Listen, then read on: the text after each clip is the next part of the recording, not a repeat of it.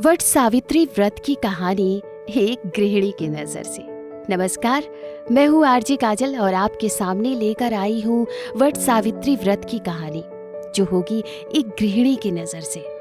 सावित्री की कहानी तो हम बचपन से सुनते आ रहे हैं, कैसे उसने अपने पति सत्यवान के प्राण यमराज से वापस ले लिए।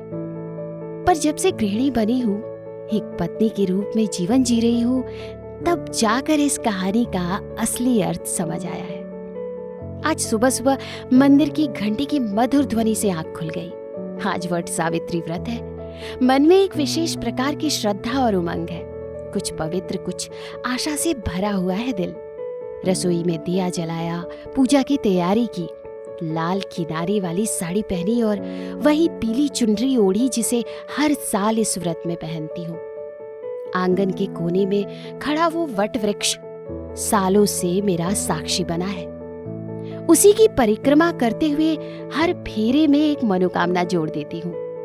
हे प्रभु, मेरे पति की उम्र लंबी हो, वो स्वस्थ और सुरक्षित रहे।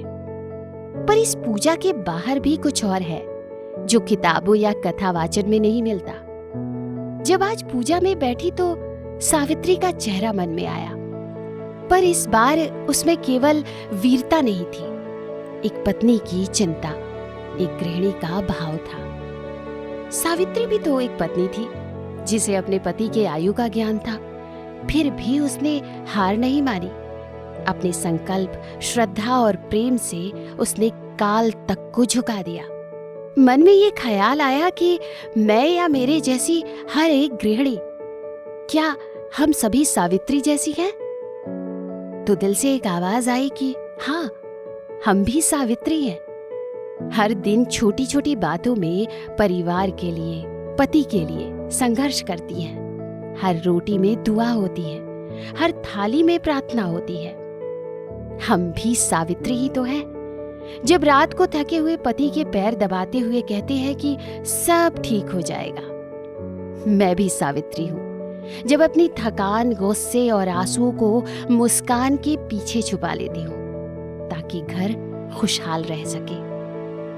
वट सावित्री व्रत मेरे लिए सिर्फ एक परंपरा नहीं है, ये एक याद है कि हर पत्नी के भीतर एक सावित्री होती है, जो उसी वीरता, उसी प्रेम, समर्पण में और उम्मीदों में जीती है। और ये कहानी का असली सार है कि सावित्री ने सिर्फ अपने पति का जीवन नहीं लौटाया था, उसने हर पत्नी के मन में वो शक्ति जगा दी थी जो हर दिन अपने परिवार को देती है। एक नया जीवन, एक नया उजाला। तो आज से हम भी सावित्री ही हैं। हमें गृहिणी के नाम से भले ही संबोधित किया जाए, लेकिन हम नारियों में ये शक्ति होती है जिससे हम अपने परिवार को सहेज कर रखते हैं, अपने रिश्तों के लिए हर एक छोटी जीत हासिल करते हैं। तो आज से अपने मन में जब भी ख्याल आए कि क्या मेरे अंदर भी सावित्री है, तो मेरी इस बात को याद रखिएगा कि आप सिर्फ एक गृहिणी नहीं हैं, आप हैं एक जीती जागती सावित्री।